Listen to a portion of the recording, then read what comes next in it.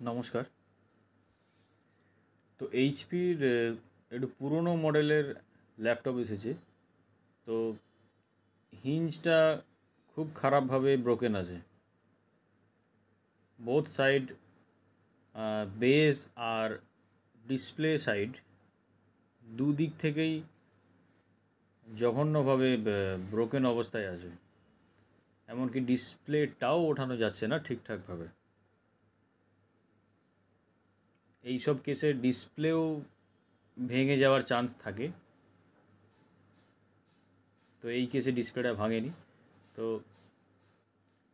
Repair করার পরে এখন নর্মালি ইউজ করার জন্য একদম রেডি।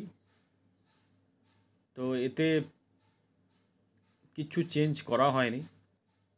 হিঞ্জ হিঞ্জ আর হিঞ্জের সাইডগুলো রিপেয়ার করা হয়েছে।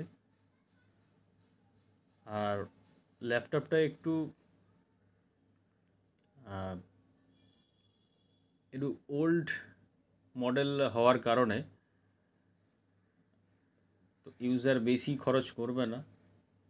তো সেই জন্যই রিপেয়ার করাতেই হয়েছে, যাতে কম খরচে উনি ওনার কাজটা করতে পারেন। তো ল্যাপটপ এখন রেডি আছে, ইউজ করা যাবে, কোনো সমস্যা আর হবে না। ধন্যবাদ।